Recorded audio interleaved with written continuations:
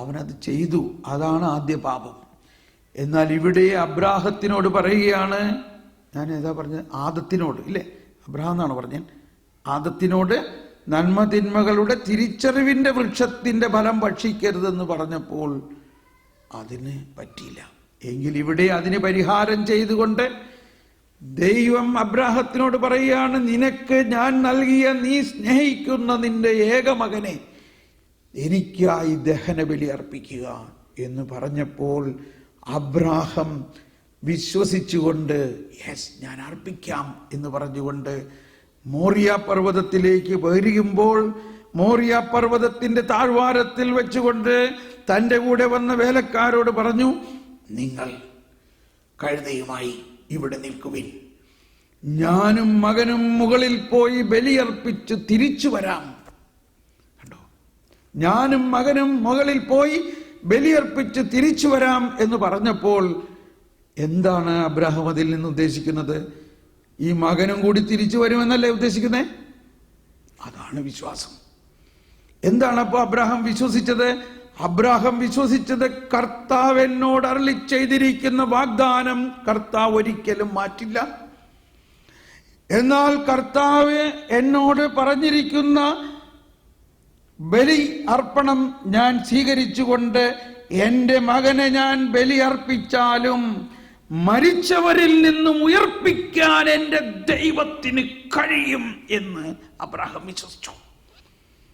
അതാണ് നമ്മുടെ വിശ്വാസം.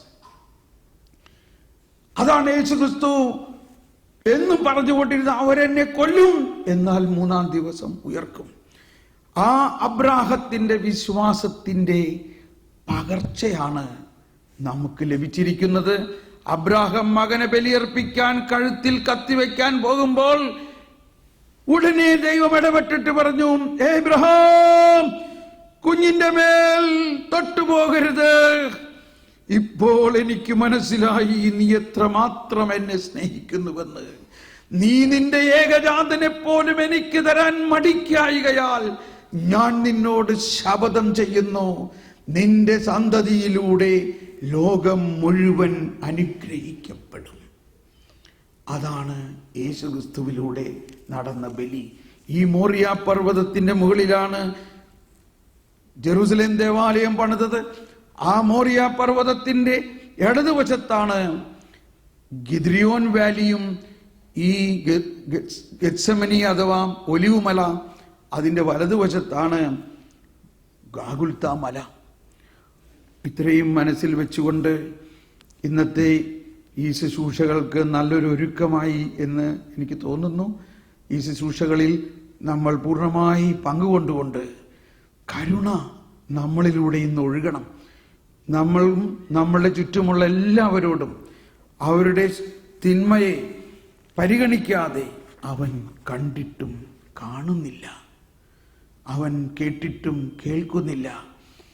കരുണയുള്ളവർ ഭാഗ്യവാന്മാർ, അവർക്ക് കരുണ ലഭിക്കും. ആമേൻ.